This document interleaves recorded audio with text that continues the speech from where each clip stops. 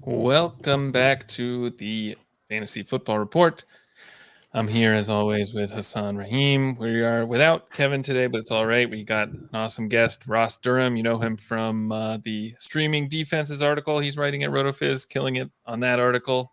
I think I know you wrote up Houston this week. I think they had four takeaways. That was pretty good. But Looked yeah, good for a minute, yeah. you've Did been you write it? Did you write it the Bucks? No, I left them off. I put them in briefly just to say if Spencer Rattler plays, they're probably worth doing. I played him a lot in daily, just thinking how traitorous it was that we didn't, I didn't hype them up a little better. And I felt bad when they hit that pick six, but turns out Spencer Rattler didn't hit the curse today. So Yeah, that was like that. That was actually a weird game because I saw like that. I saw that the turnover, and I was like, ah, yeah. But then like when you look at like the final results, it was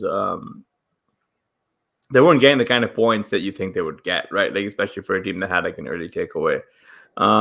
Which brings me sort of to like our first kind of like a player who's been actually pretty good. Like I would definitely say like at ADP, Alvin Kamara, who rushed 13 times for 40 yards in the Saints' Week 6 loss to the Bucks. He also had 5 catches for 24 yards. Kamara was targeted 8 times, but like Rattler was a little, off target there. He failed to hit him on a handful of throws. The Bucks defense did do a good job bottling up the run.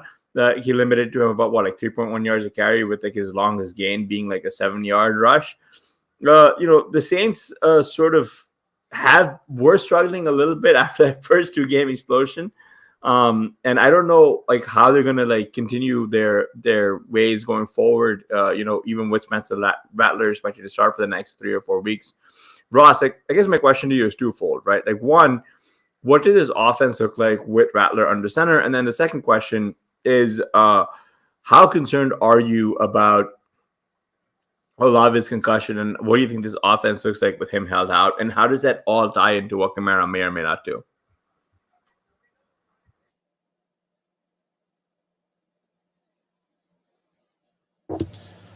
Oh, we lost Ross there.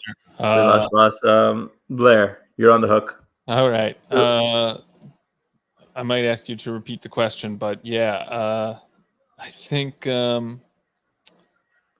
we can break it down, right? So what do you think this offense looks like with Rattler under center for the next few weeks? Right, with Rattler under center. I mean, obviously he's not going to be the same player Carr was. We saw early in the season. Early in the season, they put up some big points. Whoops, let me try and get Ross back in here. See if he can get back in. There we go. All right, there he is. Okay, I was trying to answer the question that Hasan asked you and doing a really bad job of it. So hopefully you know. So thank God you're back. It sounded like you wanted me to say that, it's easy to guard against the run when you are not afraid of Spencer Rattler throwing to nobody. So, yes, agreed. I wouldn't be too terribly worried about Kamara going forward. We know what he can do with a million dump-off passes if that's the way they have to go while they're waiting for people to get healthy. Yeah, that's like, but that's kind of like the thing, right? Is that like even though like Kamara is not going to be getting those like kind of interesting-ish routes that he was sort of running with like Carr, although it's been a few weeks since we've seen that, which is kind of fun. I was sort of amazed that like Rattler is still highly inconsistent, right? Like, which is fine. It's just not great. I do think this entire offense becomes incredibly one-dimensional without Olave, man. Like I'm like, I don't know about you guys, but like it's a real bummer that he's had like his third concussion. I thought that he was starting to really put it together. So like I am curious, like, do you guys think like Rashid Shaheed can really be like this like alpha 11 target game, 11 target kind of guy?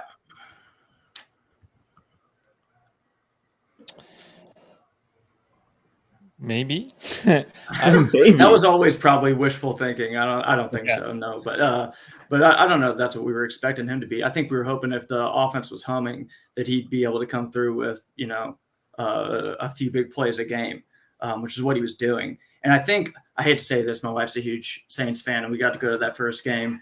We're putting too much importance on that first game when they just destroyed the Panthers. Everyone has destroyed the Panthers. Oh, yeah. So if you take that out, and not just that, they were also scoring on a lot of different ways in that game. I think didn't Derek Carr he nailed one there at the very end that he probably should have rushed in.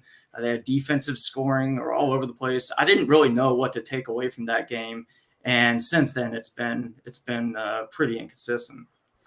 Man, this week was like a tough scene though for Shaheed. He had 7 targets, caught 1 pass for 11 yards. All right, yeah. Bub means all right. Like he had 8 targets, got 5 catches, 45 yards, and a score. If you're rushing out to add Bub means to your roster, Godspeed. I don't know how you got into that position. Like your fantasy team is with God now.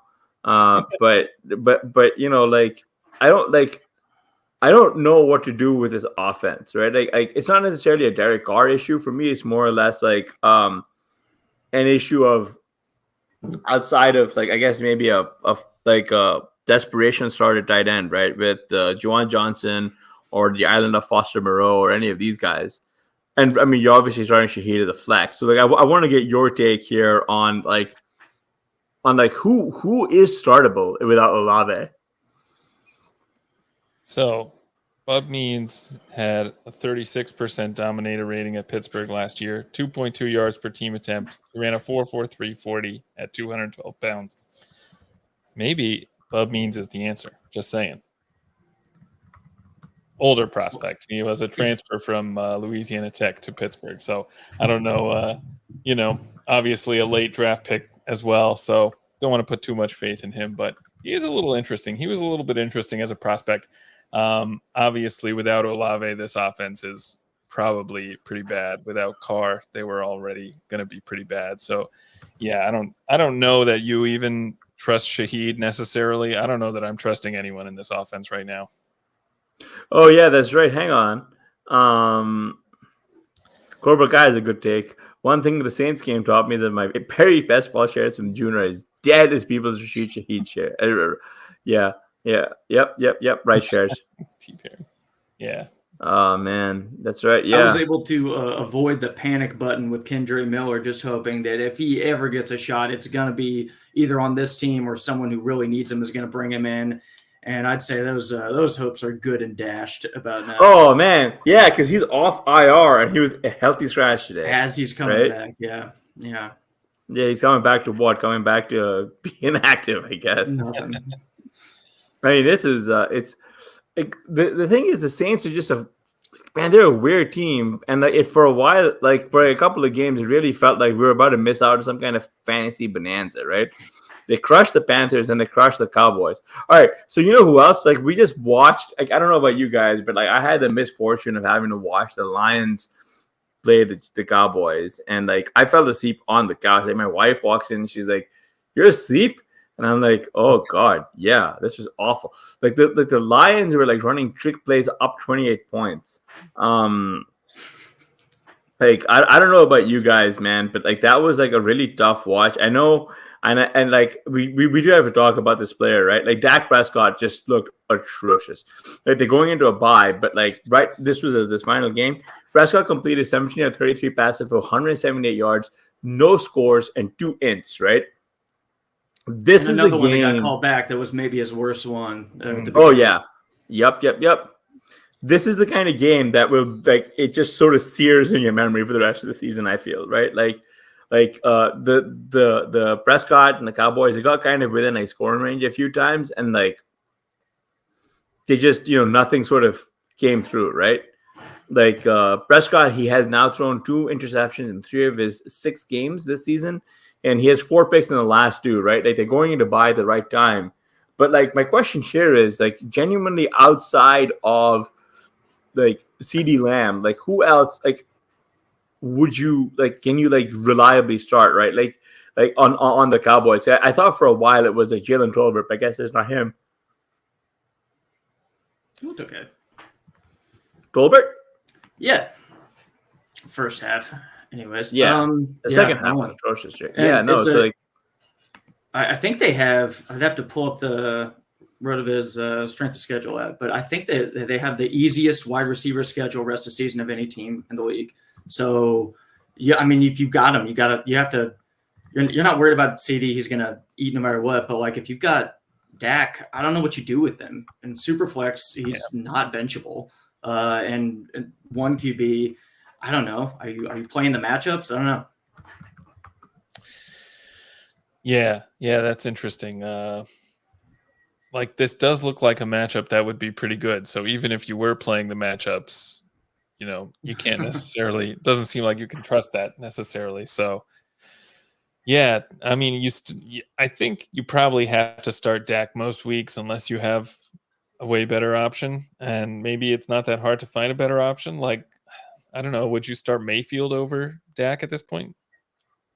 Yeah, absolutely. Cobra Kai asking the question though. Real talk: how good can the Buccaneers' offense be if they trade away Rashad White to the Cowboys? Now we're talking, man. How much now we're talking. Improve? Yeah. Is Rashad White just dead now? Is he dead? Like, what's he? I don't know if he's dead. I don't know. I mean, they're going to give him a bunch of confidence carries. That's what they're going to do. like that's what's going to happen, man. They're going to give 2 yards per carry is not going to build anyone's confidence. 2 yards. I was thinking 1.3 yards per carry, dude. I'm sorry. Like it's like, but like Sean Tucker looked good. How do you put that toothpaste back in the tube? But before we move on, right? Like the one interesting thing about like in this Cowboys offense. Or at least to me, what I found interesting is that, like, the hopes weren't particularly high for him. But for, like, a couple of weeks, people were like, oh, told you about Jake Ferguson. And, like, that was it. Like, you just haven't heard that name again, man. Like, he's been gone. And, like, even today, right? Like, he had 4 targets, got 3 of those for 11 yards. Bro, like, what do you have? Negative yak? What's going on here? Right? So, like, you had Jalen Tolbert who looked good. I will say the one guy who I am kind of interested in, probably not sneaky, he's probably fully rostered everywhere, but is Rico Dowdle, right? Like at least Dowdle is looking good. But like I don't know if I really see, like, if you have Ferguson, you're firing up when they come out of the bye, but he's another guy who I think that you will need to start figuring out what happens at tight end, right? Yeah, you're unlikely to have many better options at tight end. I mean, you look at Ross mentioned the strength of schedule streaming app for the wide receivers. For tight end, Dallas has the hardest rest of season schedule. So, Ferguson's probably not. If you have to start Ferguson, I don't know. Your team's probably in trouble. No, if you have to start Dalton Kincaid, your team is probably in trouble, man. Like, that's sadness. Yeah. So Ross, I do want to get your take here, man. Like Jalen Tolbert, like, is he like a must start now going forward? Like, what are you doing with this guy? No, definitely not. I mean, like, if you've got him, he makes a nice. I mean, like I said, if they're looking at the best strength of schedule going forward for the rest of the year, then he's a watch right now. I'm holding him. I do have him in a couple of leagues, but no one's reaching out right away after a reasonable performance. You just hold, and if something happens to CD, he's definitely startable. I mean, Dak has whole years like this. Like, his career has been such a roller coaster. He'll have entire 20-game stretches where he's playing badly. So I don't really know what to expect of him going forward. Like you said, hopefully they come out of the bye trying to figure something out. And if Tolbert starts getting it, do you have the numbers on his target share so far this year? I saw it's been kind of wonky. Yeah. I don't have his target share numbers right now. Blair, do you? I think so.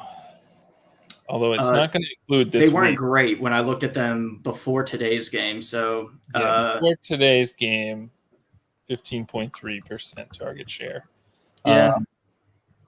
And that's from the Monday review tool, which does not include the afternoon games yet.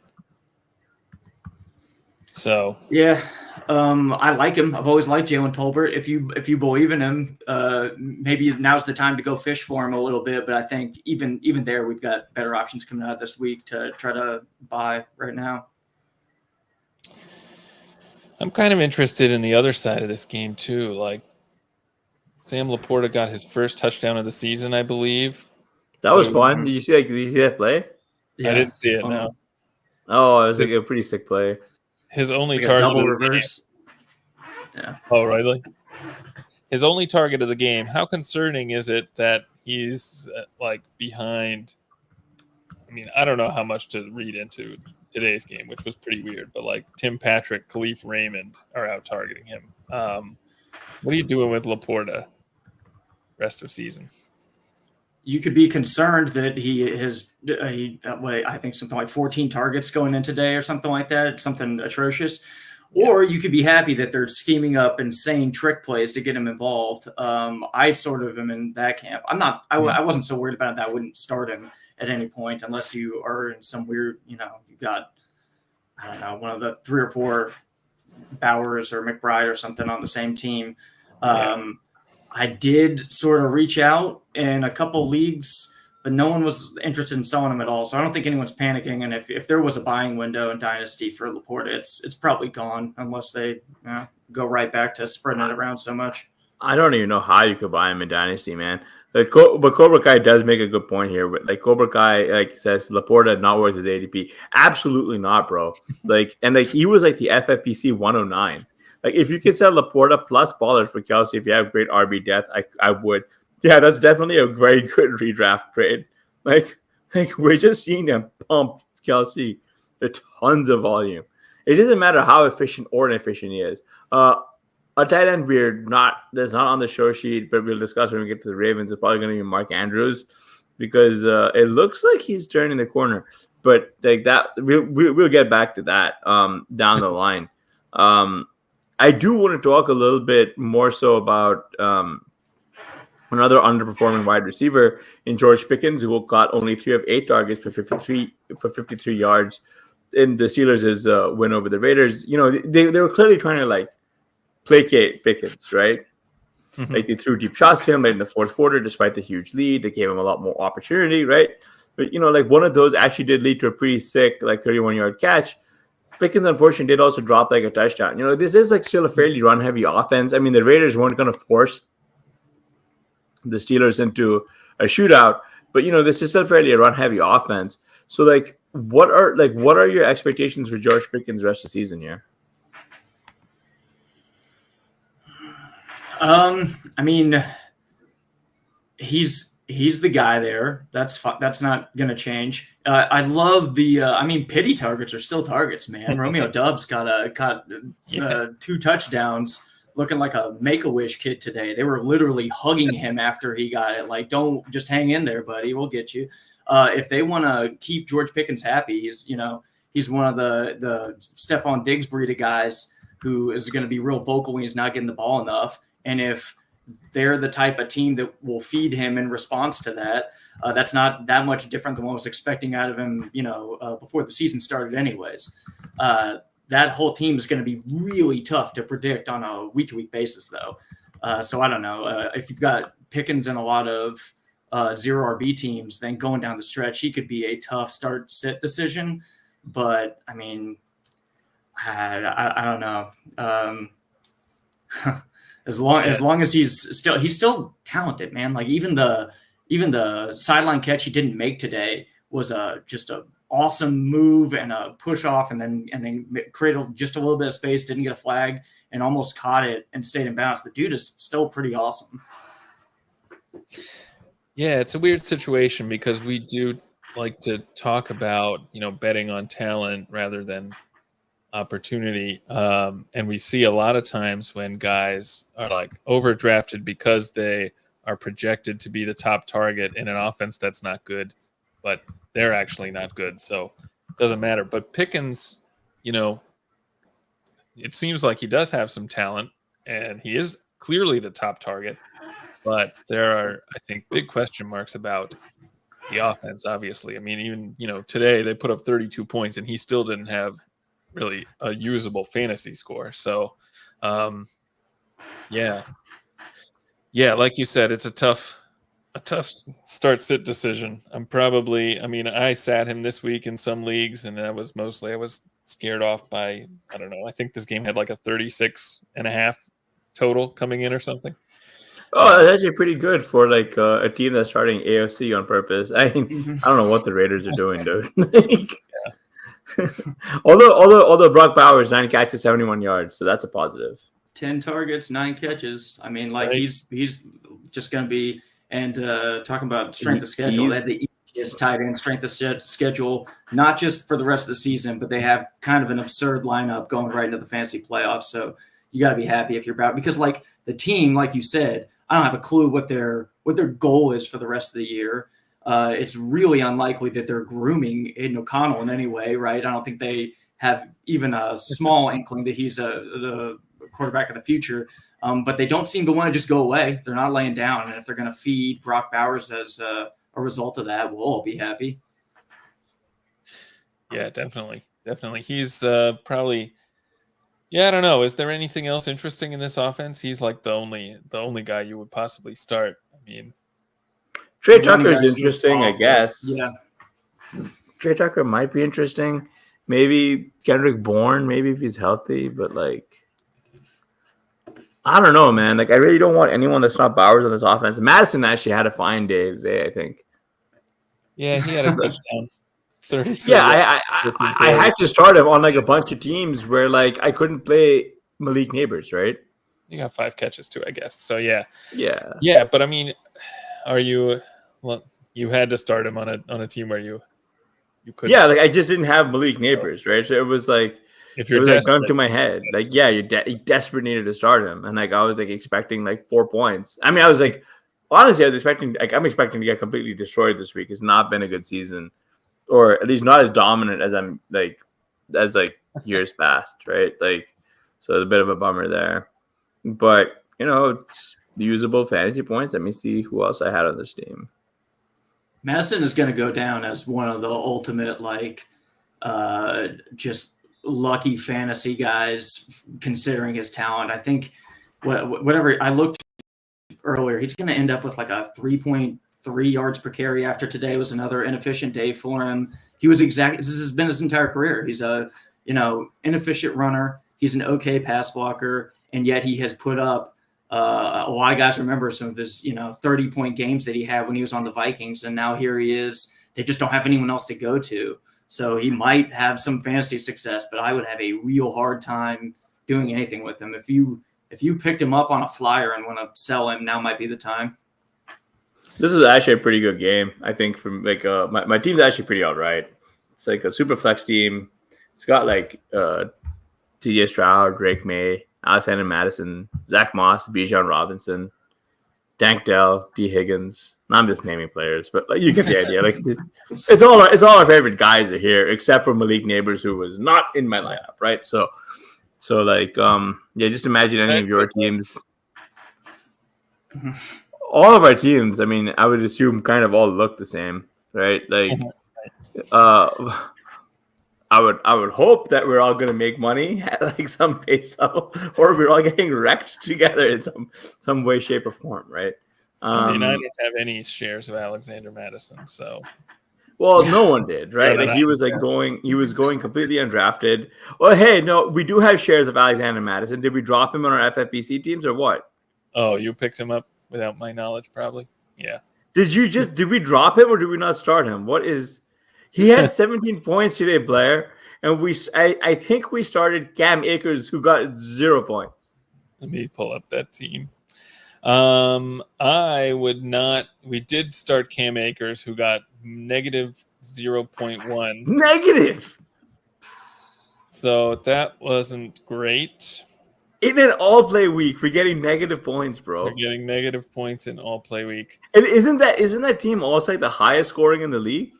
That's right. They put up 40-something. Joe Mixon had like a great game, right? And yeah, he did have a good game. Gives us negative. Tank Dell looked good, guys. Tank Dell looked good. If I had a Tank Dell clip, I'd roll it.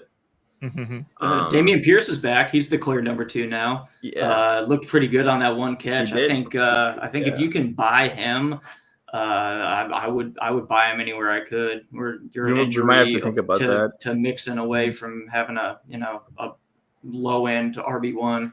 Yeah, Mixon's also got a talent issue. Let's say the Giants are actually that to say this one's coming back.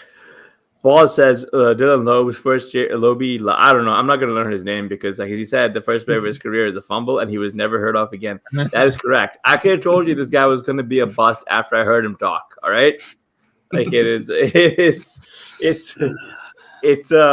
discussed this at length, not on the show, but behind the scenes. I'm telling you, man, that guy is he's not it. All right. Man, I guess just going through some of these going through some of the at least this running back conversation and who we'd rather have, right? Vidal rushed 4 times today for 11 yards only, but he caught 2 of 2 targets for 40 yards and a score. Right? He looked good. Like most of that production came on one 38-yard run, right? And it happened in the first quarter, right? And that was Justin Herbert's only touchdown. But he was kind of involved in both like the pass game and the running game, right? Like, so do you guys expect this guy? Do you expect Vidal's role to grow, especially with Edwards now on IR? And does he remain a fixture after Edwards comes off? Like what are we doing here? He's got to stay ahead of Edwards. So, if their contention, what they were saying all week was that they wanted to look at him, right? So they wanted to see, and specifically they said the passing game. They want to see how he did in the passing game. That was a beautiful catch and run. He caught it without slowing down with his fingertips and turned it into a touchdown. That was a touchdown, right? That was when he scored. Yeah. And he looked great. So if all they wanted was a sign that he could perform in the passing game, they got it. It's hard to think that man, Dobbins looks good, and he is pass blocking great. So it's hard to imagine. Right. It might be more of a Broncos situation, better version of the Broncos, where they've got one guy who's breaking tackles really well and pass blocking really well, and then they've got a smaller guy who they use on clear passing situations when they want to go to a screen pass or something like that. Yeah. But if we're hoping Vidal gets more looks, this is how you do it. You have a nice performance the first time they give you an opportunity. Yeah, that's right. I think he's clearly moved ahead of Edwards after this performance. They also had Hassan Haskins out there for a few carries, but he didn't do anything. So, I don't see Vidal taking a ton of work from Dobbins, like you said, but I think kind of a nice 1-2 punch here could be a lightning and thunder situation, although Dobbins still has some lightning too, so it'll be interesting. It's actually kind of cool that Dobbins has lightning, man. After everything that guy's been through, I've never rooted so hard for a guy I am no longer in this financially invested in, right? So it's Cam Akers too, but he's not giving it away. His lightning's a little. Yeah, he got struck in both ankles. Yeah. I think we should talk about what's going on the other side of this game too. We had a serious Troy Franklin starting. 2 catches for 31 yards and a touchdown. Is the breakout happening next week? For the sake of my best ball teams, I hope he puts up something. He started. I told you guys this before we started. He started on one of my 0 running back teams. Yeah, that looked beautiful. I had Neighbors and Nico Collins and Amon Ra, and he was my second highest scoring after St. Brown got that nonsense touchdown catch in the end. Before that, he was my highest scoring wide receiver on that team. I looked at some before the game started. I saw that he hasn't. This is statistically insignificant, but I think he's the 8th ADOT leader in the league right now. So they've been trying to use him on deep passes, but he also has the 4th highest drop rate of any wide receiver. So that's probably why when you're only throwing to him, a handful of times a game and he's dropping, maybe this is some start of momentum, but I don't know. Yeah. 33-year-old rookie wide receiver Devon he caught 4 of his 6 targets for 78 yards. Honestly, he's not 34 years old. but he's pretty old for a rookie. Could be like 6. But it is, I think he's 26, turning 27. Yeah. Something like that. Yeah, It's I like think Sonny Liston. You just have to take his word for it, I don't trust the number anymore. But yeah, he kind of did. He just came back in. He saw as many targets as Cortland Sutton, guys. Do we have to actually genuinely consider this guy? Look, another guy who we do have to give some props to, that McConkey, who is trying his best, right? 8 targets, 4 catches for 43 yards. I was he's McConkey is a guy who I am kind of interested in, just by virtue of he might be one of those it feels like he's gonna be a great game breaker, but I don't know. I haven't seen it. He got hurt pretty early in this game too. He had a couple big hits, and it looked like to me he needed to take a couple plays off, and he came right back. So I guess you like that. Stuff good, man. Oh yeah, so he came back in relatively quickly. Yeah, pretty much right away. But you could see it was one of those, he's wincing and limping off field. He immediately takes a big hit 2 plays later. And it's, I was thinking they were going to shut him down, but he came right back. I mean, he's clearly their favorite target in the passing game, it seems like. And by far. Who they have, maybe that's not too surprising. I guess the question is the passing offense going to be good enough, high volume enough, efficient enough for him to be even when he's getting 8 targets, he's hard to start. So do we ever see him kind of take the next step this year, or is it a longer term thing? Cobra Kai says he doesn't think it's going to be this year, and I kind of agree with him. I just don't know. I guess for me, from a long-term perspective, where would you take him next year? Has he done enough to go up in ADP? Up in ADP, he'll be one of these guys that goes 5th, 6th round, and the guys like RotoViz will be touting all year, looking for a year or two. We get a couple of these dudes every year, and I always load up on him. I expect he'll go around that same range. Man, I don't know if I'm going to be in on him at that price. Yeah. I don't know. I mean, I think Keenan Allen is probably that's the comp that Cobra Kai brought up. That's probably a decent one, except Allen was really efficient every year that he was in. And he won Rookie of the Year. He was a monster his first year. Yeah.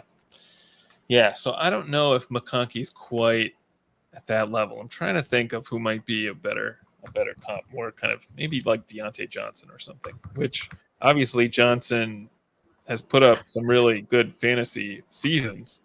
But if you want to compare someone to Deontay Johnson to sound unfavorable, you're picking the wrong year to do it. He looks incredible. That's true. Fantasy-wise. Good this year. Yeah, who else looked good fantasy-wise? Drake London, he got 6 of 10 targets with 74 yards and a score. As we talked about earlier, everyone is lighting up the Panthers, right? But London was targeted on a third of Cousins' passes today, both on deep routes, shallow routes, contested routes, just any type of route, name it. Sorry, Matt Harmon, I don't know my route tree. His touchdown catch came in the second quarter. He got a 3-yard pass at the goal line for the score. London has been last week was quite an explosion from him, and this week was also a continuing to follow on, right? What are your expectations for him rest of the season? I think he's probably a top 10 wide receiver, but I was curious if you guys if that's too tepid of a take. Not too tepid.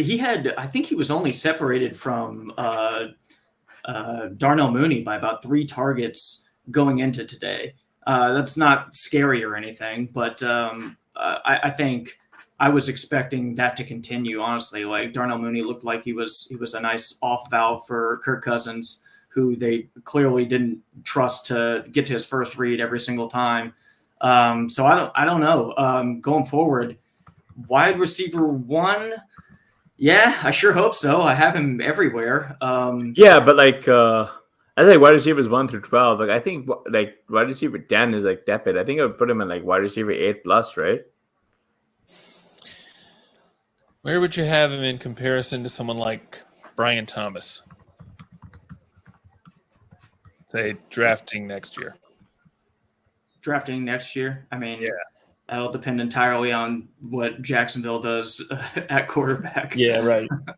I think they're going to stick with Trevor. I think they're going to stick with Trevor, man. The same they almost have to. Yeah. Yeah, I don't know. Probably, I think, I don't know. If Brian Thomas continues this way, probably Brian Thomas. But Drake London. Drake London, man. He's going to be, like, as long as the Falcons don't get another wide receiver, I think London's probably like a top 10 selection next year.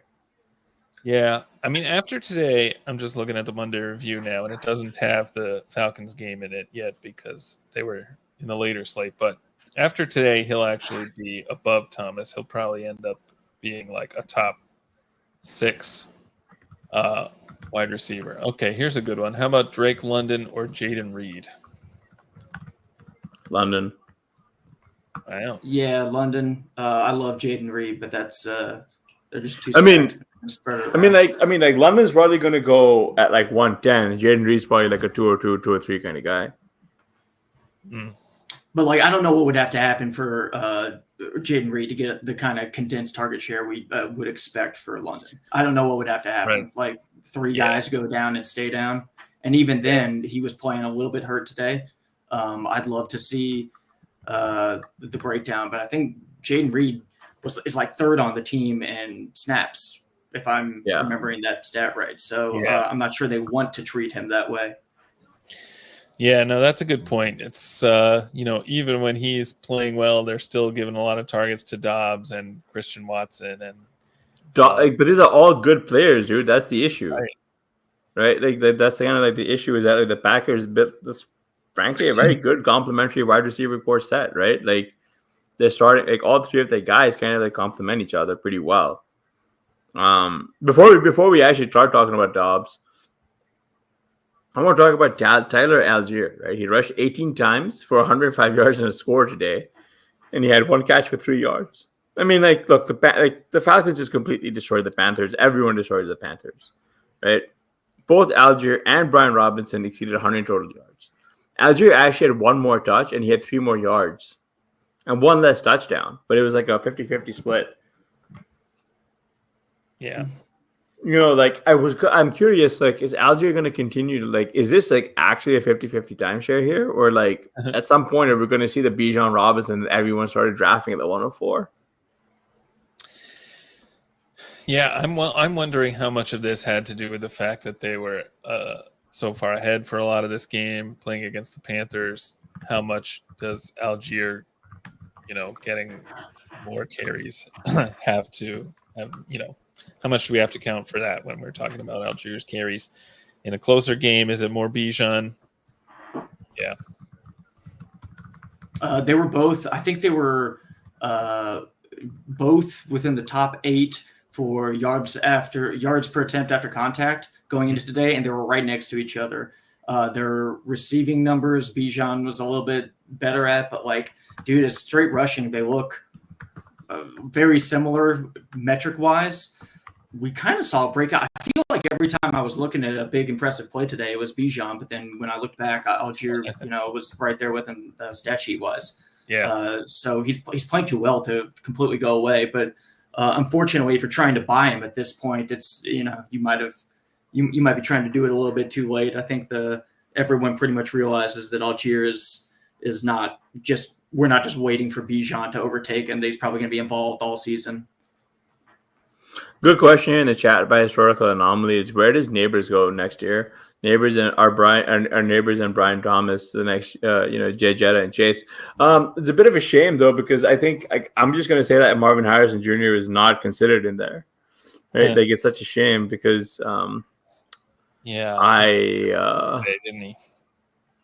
No, he had a sad day today, unfortunately. But I am curious. Didn't he also get hurt?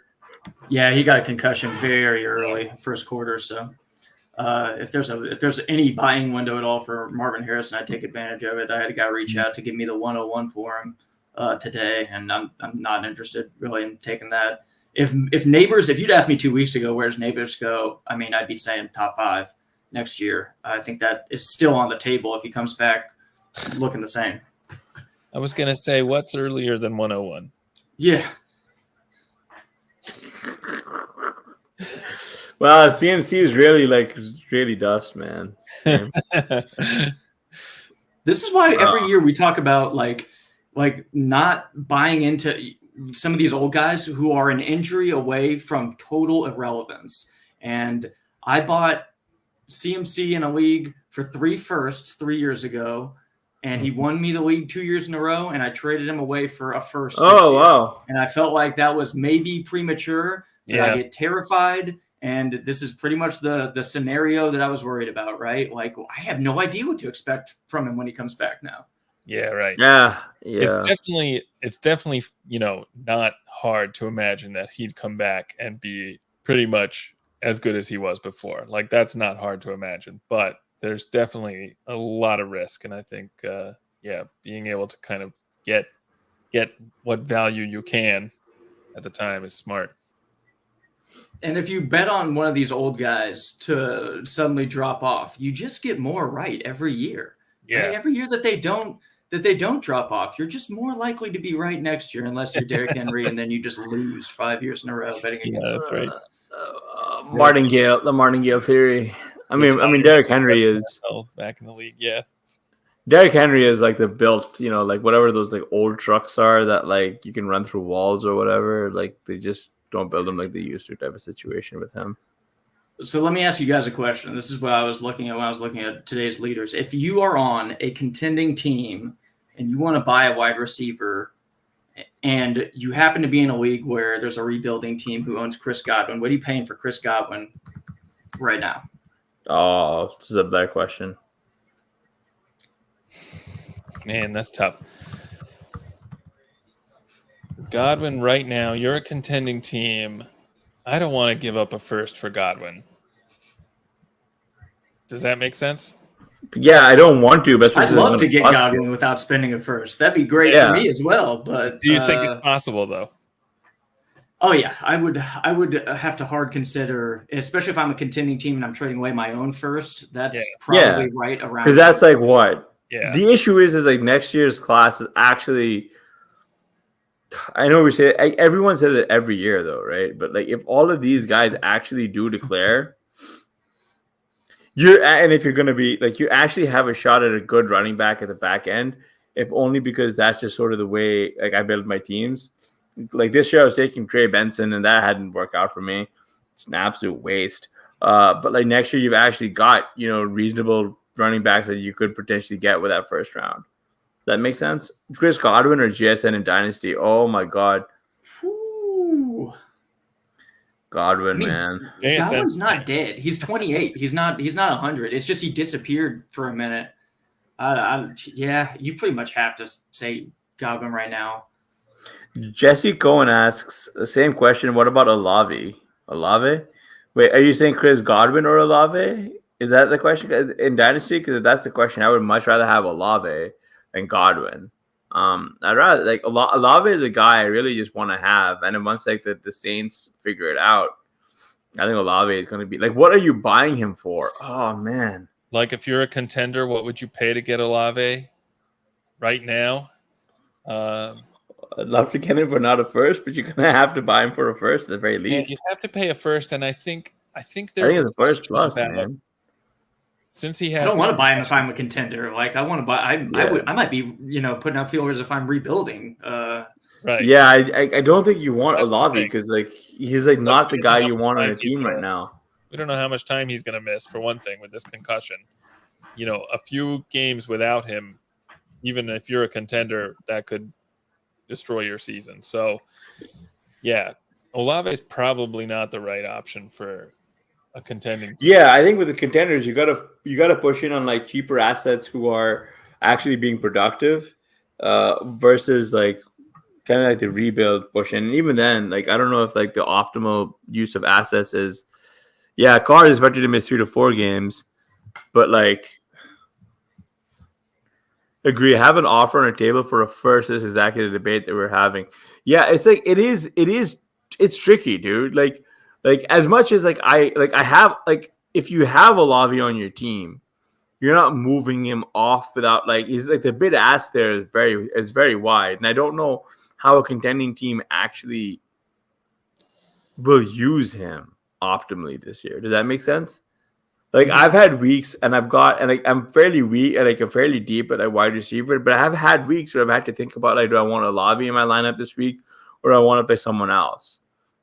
Rest of the season, Shaheed or Olave. I'd rather have Olave rest of the season, but again, this is all it's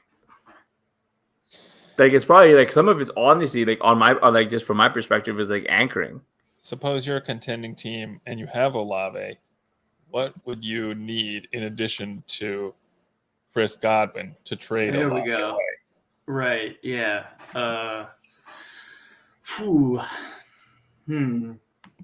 Dude, if you're a fully rebuilding team, let's go a step further. If you're a tanking team, you've got to get rid of Chris Godwin. You might be willing to, move a little quicker than usual. So I don't know. Maybe a late second would get it done. Yeah, that's what I was thinking. Godwin in a second for Olave.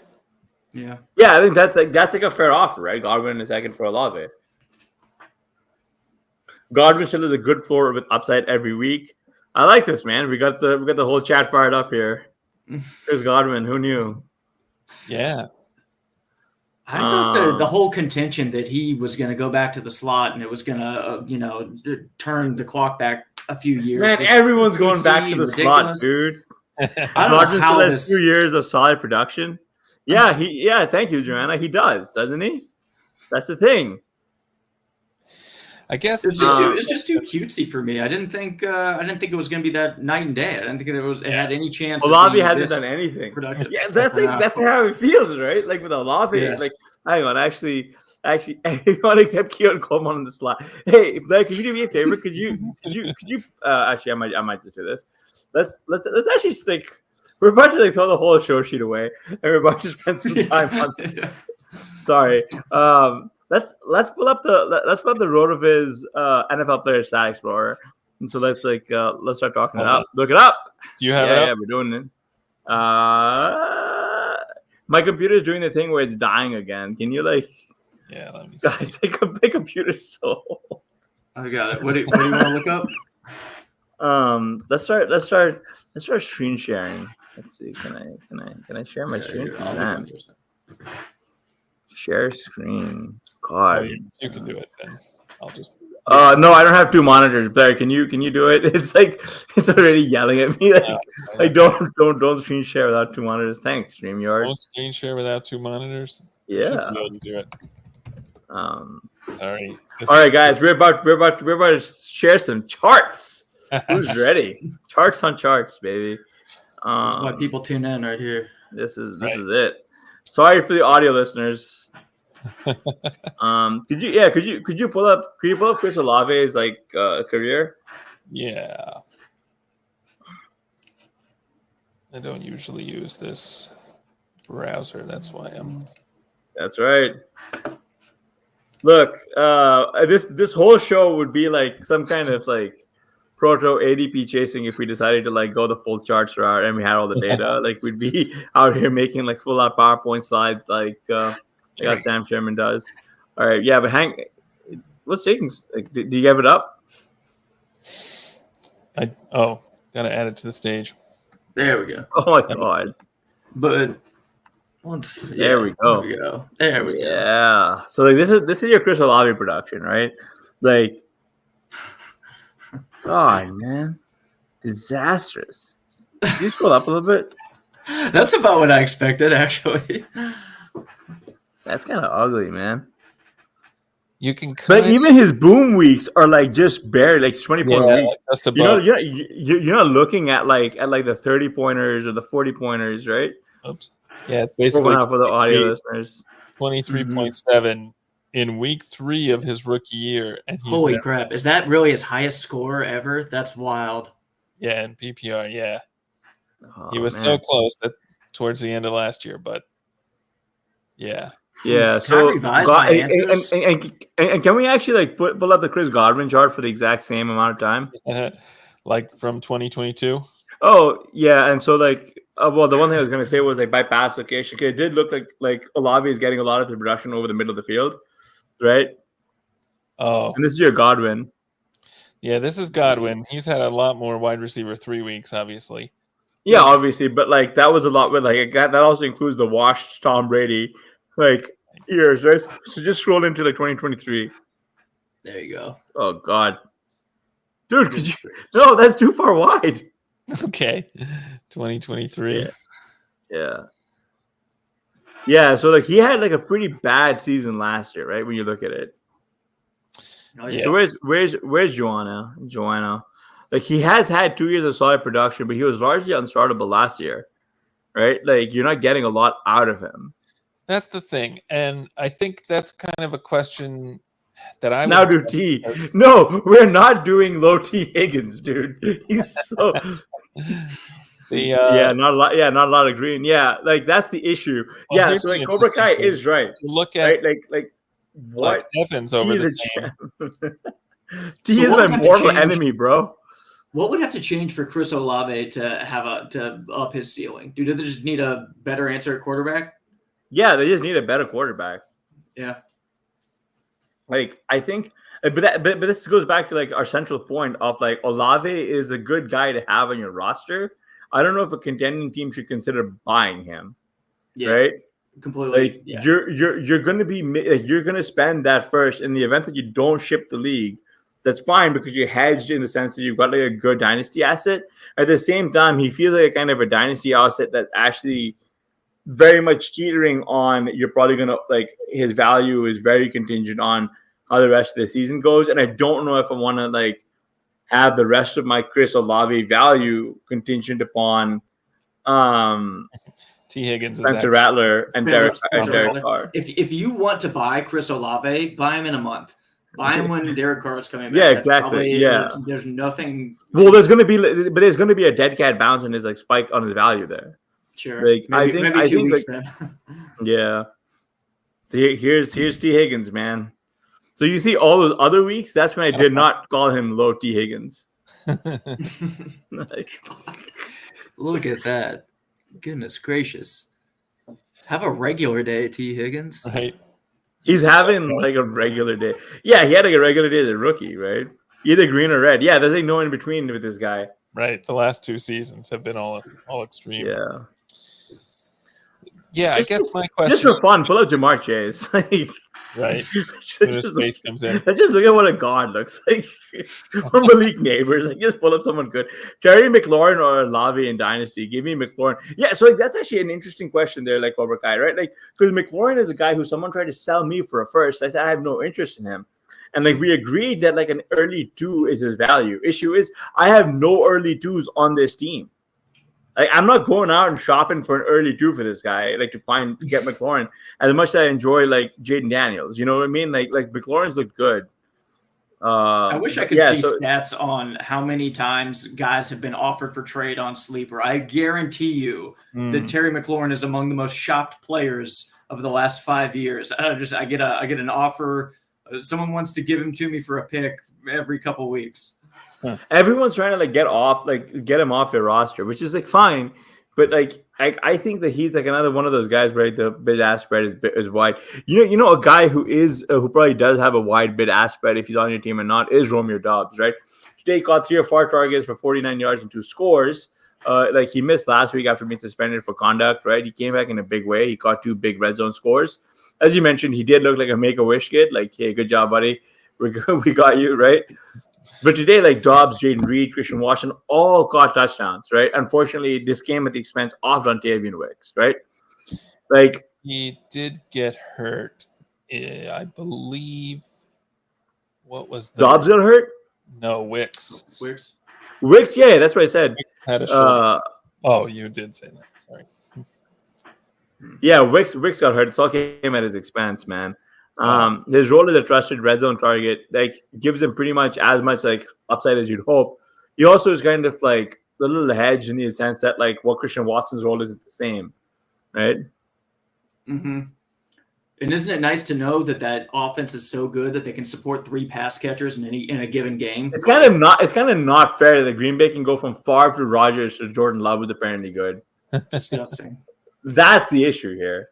Yeah. Yeah. What do you guys think about Tucker Kraft? Yeah, he's another one of these guys that's probably don't have many other better options on a lot of your teams, but he's hard to trust when. Well, I mean, I don't know. He had the same number of targets as Dobbs, same number as Watson. He obviously didn't do as much with them, but in a game where Love has to throw the ball more, maybe that's fine. Maybe you're okay with that target share and hope that he gets a touchdown. That's kind of where you are at with most tight ends who aren't Brock Bowers or George Kittle. It's so rough this year. I can't believe I'm starting Tucker Kraft in several leagues. And how did it come to Tucker Kraft, man? Like, that was such a how did all of us miss Tucker Kraft? Yeah. I mean, I don't know. He was the guy towards the end of last year, right? And how many rounds of difference in ADP were him and Luke Musgrave? 7? I took from Kraft because I just didn't want to spend a 12th round pick on Luke Musgrave. I'd rather take Kraft, who was the guy the second half of the year last year. Yeah. The chat has been clamoring for it, but it's time for us to get into some Mark Andrews talk. Before we get into Mark Andrews, though, Zay Flowers, 9 of 9 for 132 yards in the Ravens' win over the Commanders. He did not see a target in the second half, right, but he did enough damage in that first half, right, to get the Ravens out to that big old lead. He's been doing really good. I think he's clearly going to be smashing what he did as a rookie, clearly building upon it. So, I'm very excited to see him against next week's Bucs. But really, Blair, you're the resident Ravens guy here. One, what are your expectations for Zay rest of the season? And two, is Mark Andrews back? So I'm definitely bullish on Flowers rest of season. I mean, 9 targets all in the first half is pretty encouraging after seeing him get, I don't even remember what he had last week, 4, 2, something like that. I don't know. Oh, wait, no, he had 12. It was 2 weeks ago. Anyway, yeah. Love what Flowers is doing. I guess he's another one where I'd have a question about who you'd rather have between him and Drake London, because I think that. Yeah, that's a good question. Is Mark Andrews that? I don't know. He did, obviously he caught the touchdown today. He had 4 targets. He looked good. I think one of his targets ended up being an interception in the first quarter, which was a bummer. But I want to see this out of Andrews for one more week, though. Yeah. One more efficient game, right? Because the volume isn't a concern. They're clearly trying to get him going, even though he's splitting with Likely. And there's not a high volume offense. It's just you need in that situation you need to produce with lack of minimal targets. You need to be efficient. It seems like Andrews is still kind of in the Tucker Kraft category where you might get some targets, but basically you're hoping for a touchdown. And unfortunately, that's also the Dalton Kincaid, Sam Laporta, Charlie Kolar, obviously. Yeah, right, right. Dude, it's rough. The word comparing Mark Andrews favorably to Tucker Kraft is an absolute. That is well. One, it's shows you kind of Joanna just mentioned, where'd she go? Didn't miss Kraft. Hit the size, speed, and decent production profile as a prospect. That's on me, man. That's a skill issue, right? That's on me. It's kind of what Cobra Kai just said, right? When he thinks of when he thinks of the Ravens, right? He thinks of Lamar running, Henry running, and we've clearly seen that's how they want to play, which is why I was saying I need to see Andrews be efficient with his targets before really declaring him back, because that's what set him apart, man. That's what you need, and because realistically the Ravens are just going to feed Zay in the event that their tight ends aren't working out, right? I think that is the key on a low flow offense, right? It's been a while since we've used that term, but that's who the Ravens are and that's who they want to be, right? So But that's who they've been for a while, and it never seemed to affect him before. And they've run through a gamut. Now that was 3 or 4 years where they never had a real alpha wide receiver one. He was also efficient. He was also efficient, right? Like, that's the thing. Is that like when he's like turning, 9 targets into like 8 catches for like 125 yards and 2 scores, and you're like, yeah, like all is forgiven, man, because like you're producing like crazy, right? And like we're not seeing that from him this year, unfortunately, right? Like you're seeing that from Isaiah Likely, you're seeing that from Charlie Kohler, right? Like it's like that's the issue. Is that like this was like his first efficient game of the season, right? And so like, and it's not just because of the touchdown, right? Like he's actually like doing well. Right, so like we need to see this again, or at least a little bit more.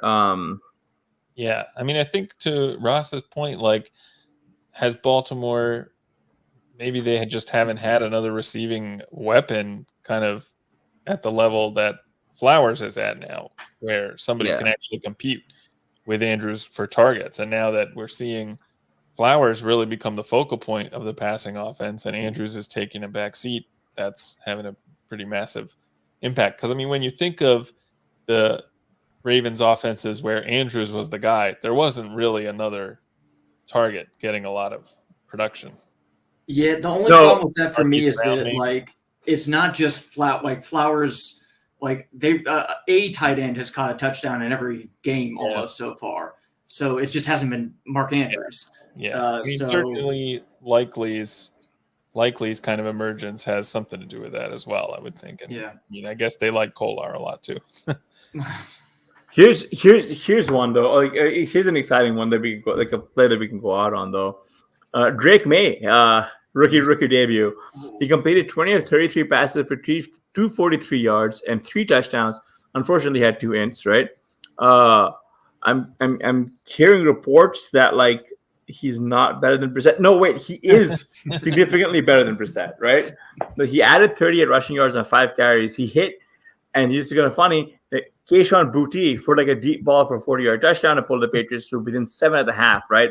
Kind of an up and down game for Maye here. That's fine. Because it was a start, right? He took 4 sacks, 3 from Will Anderson, peppered in some tough throws, but like one of his picks was unfortunately tipped at the line, and another one was just sort of sailed, right? Maye genuinely looks like he is trending up, right? He had good rushing yards. There's also a pretty juicy matchup on tap now against the Jaguars, right?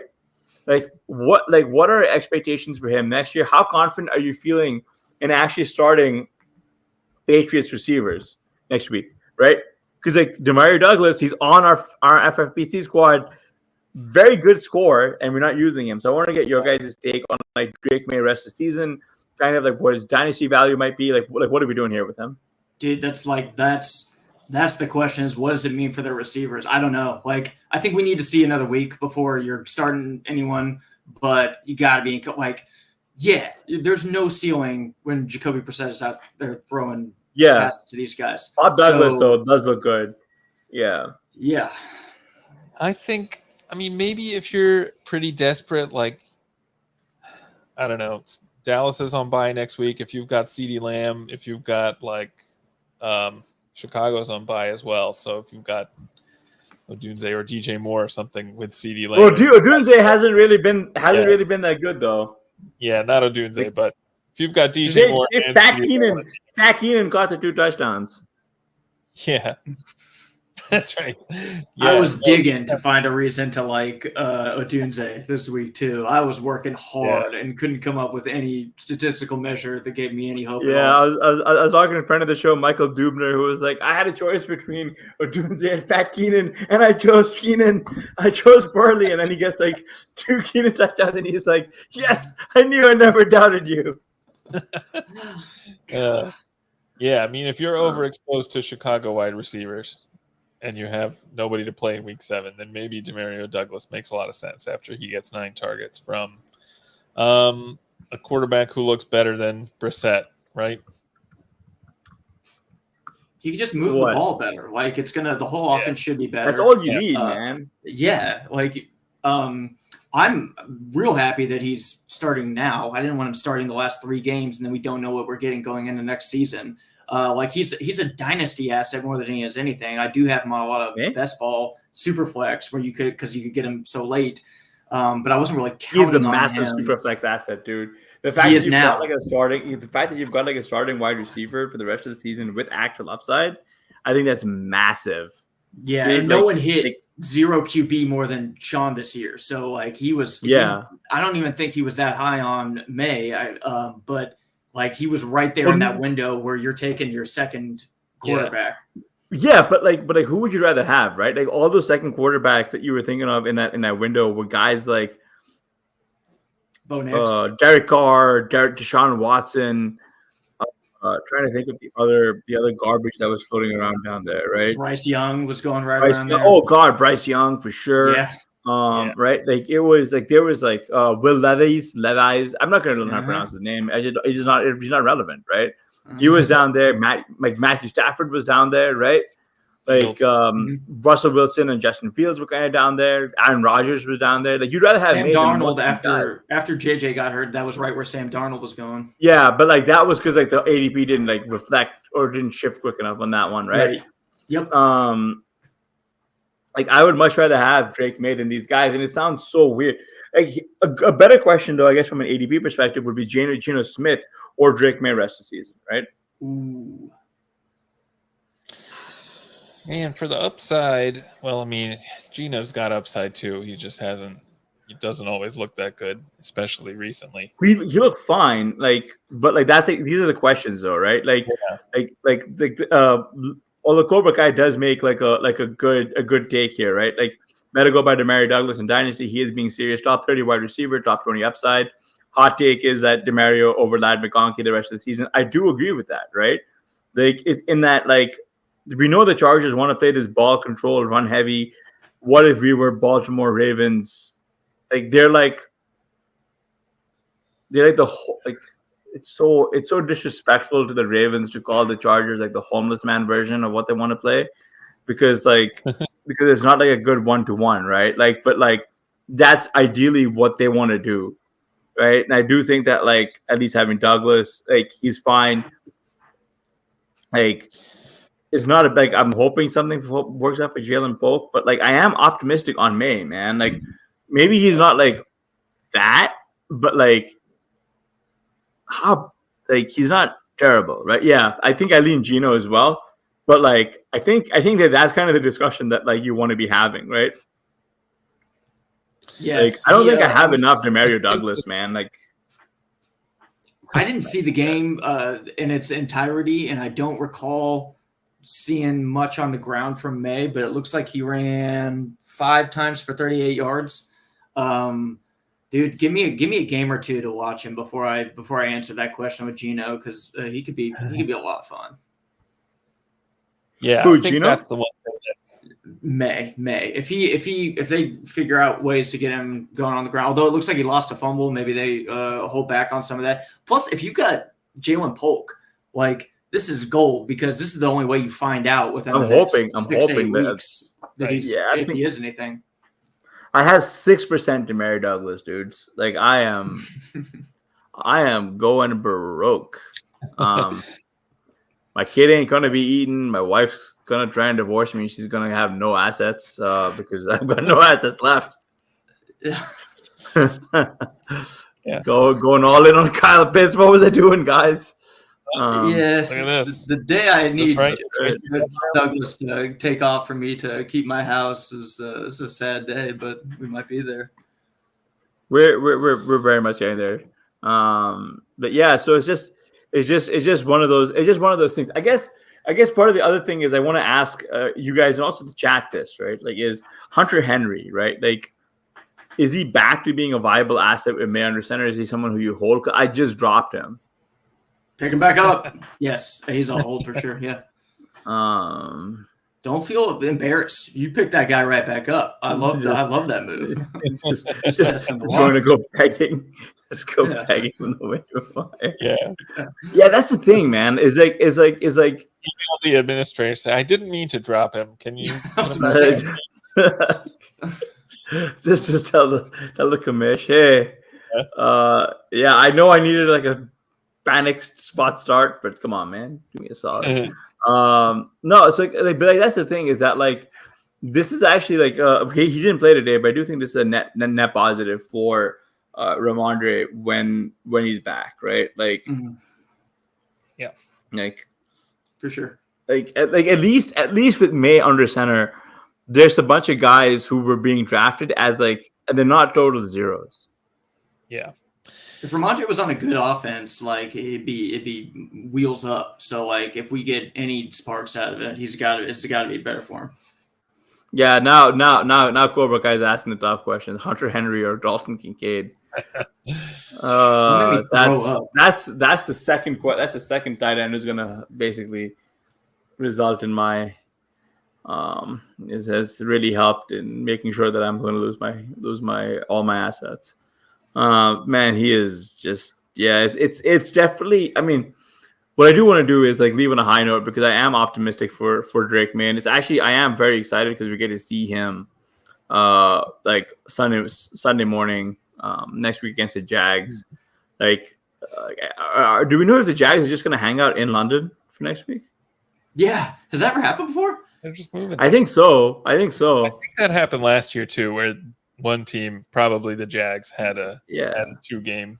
Doesn't seem fair. You just get to beat the jet lag. Yeah, that's like kind of unfair, right? Like if I was the Patriots, I'd be on a plane right now, right? Yeah, like today. You just get out of here. Right. Yeah. Why not, man? London in the fall, pretty great place to be. Yeah. I'll take your word for it. I've never been to London in the fall. Yeah. It just looks so romantic when you're looking at it on the TV. You're like, oh, that could be me. I don't know, man. Walking down, I don't know, doing some football hooligan stuff. That's honestly what I'd probably be doing. They don't show you when it's raining. I'll go visit. Well, if it's raining, all you got to do is go to a pub, man. You just go to a pub and drink a bunch of Guinness, have like a steak and ale pie. What am I doing with my life? Why am I here? Why am I not there? As soon as Tyrone Tracy and Bucky Irving just take me to fantasy championships in every league, then we can fix up a trip to London. That'll be easy. I went ahead and quit my job as soon as Bucky Irving broke out. So, hey, that's actually pretty smart. I'm still waiting for the chance to quit mine if I ever get enough out of like my tight end picks. Yeah. Charlie Kohler shares are looking nice right now. Why? I have no Charlie Kohler. I think I tried emailing Underdog saying, "Hey guys, there's too much Mark Andrews." I think I meant to say Charlie Kohler. Yeah. Well, like, sir, you gotta stop just sending us messages everywhere. Hey, you know me, man. You know I wouldn't have done that. They respond, "Sir, this is a Wendy's." Yeah. Like, come on, set it aside. But yeah, so I guess before we call it and we can all go watch the second half. All right, things that we're excited for this upcoming week. Ross, since you're the guest, I'm going to throw it to you first. Oh gosh. Well, one of the things I'm most excited for is watching the Giants. Two of my highest owned players are Tyrone Tracy and Malik Neighbors. I really hope Malik gets healthy sooner rather than later. First thing I'm going to do once we get off here is go scour and look over every Tyrone Tracy play. But I thought he looked absolutely fantastic last week. I know the Giants aren't the sexiest pick, but they're in what could be a shootout right now, so it may get my hopes up even further. As far as like actual matchups and stuff next week, man, I'd say Drake Maye is one of my later owned players that I'm excited to see. I'm a big Vikings guy, so I'm waiting for the 6-0 run to continue. And the Vikings are about to have the most absurd run of matchups for quarterbacks. Sam Darnold was my hot take preseason to be a QB1, and I think I said a top 3 in win rate. And dude, he's about to prove it over the next few weeks. So I'm excited to watch the Vikings. Blair. Yeah. Giants are definitely exciting. Hopefully we get some more points in this game. I mean, it's kind of hard to get excited about this Monday night game we got coming up. We're hoping for Dalton Kincaid fireworks. Probably not going to get them. Hoping for maybe some Garrett Wilson, something. Probably not going to get it. I want to see signs of life out of Breece Hall, dude. Yeah, for sure. That's the concerning one to me. I think this is a decent matchup for him to hopefully get going. Buffalo is the easiest running back matchup according to the Strength of Schedule streaming app. So good day for Breece Hall and Braylon Allen, hopefully on the way. That'll probably make up for all my Garrett Wilson shares that could be dead. Probably were dead a few weeks ago. I mean, he leads the league in targets not by a little. Like, if they just continue to cram it down his throat, we might be okay for a while, but I don't know. Yeah. I mean, right. 12 targets a game and 50 yards a game. I don't know. Maybe. Yeah. I'm hoping to see something out of Keon Coleman, though. Why did the Bills let Diggs go? I think they just got sick of and tired of like him being like a diva on the sidelines, always yelling at like Josh Allen. Realistically, I think that was a credit. Like, you just have to know how to like deal with diva wide receivers. Like, one of my secretly held like beliefs is that like you really want your like wide receiver. Like, most good wide receivers are all fairly diva-ish in nature. Like, you have to have some of that in you just by virtue of believing that you're better than the guys on the other side of the ball whose sole job it is to like stop you. Like, you need to have some level of like, yeah, like I deserve or demand the ball. Like, I do think that like it just is like I don't know what Billy Beane was doing, like replacing Diggs with trying to like whatever Frankenstein they did with like Marquez Valdes-Scantling and whoever else they've got like on that offense. I gun to my head. To be fair, Diggs can no longer beat top cornerbacks. I understand letting him go, but I also don't understand letting him go when your hopes and dreams are to be like a Super Bowl winning team. Buffalo should have traded up for Brian Thomas as opposed to accepting Keon Coleman. Also, Dalton Kincaid isn't exactly that guy. You know what I mean? Like, he wasn't exactly the best like tight end for that class either. So it's a little bit of poor scouting, not understanding what they really needed. I am excited for that. Tomorrow is like hopefully a Dalton Kincaid explosion. For this week, I guess for me personally, I'm hoping to make it through the Thursday night game, which is Saints Broncos, without potentially losing too many like brain cells. I don't have like just take the over on how many brain cells I'm going to lose in that game. I don't know how much booze I'm going to have to drink to make the game palatable, but my God, I think it's going to be very much a Taco Bell in the second quarter order and then a second Taco Bell order after the game's over situation. The Sunday game, of course, Patriots Jags. I am hopeful to see Evan Engram production. Like that is the one that I'm really interested in. I really want to see what they do with Ingram and also what they do with Brian Thomas Jr. I'm optimistic they start freezing out Gabe Davis just because, my God, man, he had some like really bad plays today. And I'm also excited to see if the Stank Bigsby stuff continues. It's really unfortunate. ETN is like a running back kind of profile that I enjoy and I chase. He definitely dealing with shoulder issues, but like, man, they just gotta sit him for his own good for a while now, I think. Yep, I hope they do. I mean, he's just a third down back now, right? Like, yeah, I don't even think he's that after today, dude. Yeah. I just think he's. I guess it's Jernus Johnson who's the third down back now. Yeah, I don't know. That's right. I know Jesse mentioned Always Open. I dropped a link to the 7-Eleven Jamar Chase collab in the chat if you want to go check it out. It's actually kind of cool. It's a little overpriced, definitely, but it is kind of cool. But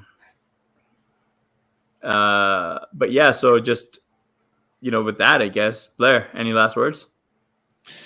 No, thanks for tuning in. Make sure to like and subscribe. Thanks to Ross for joining us. Make sure to check out his work at Rotoviz. The streaming defenses article is really good information if you need to pick up a defense, and you probably should be streaming defenses. It seems like it's the way to go. Way to go for sure. And with that, we will talk to you next time. Take care. See ya. Thanks for having me, guys.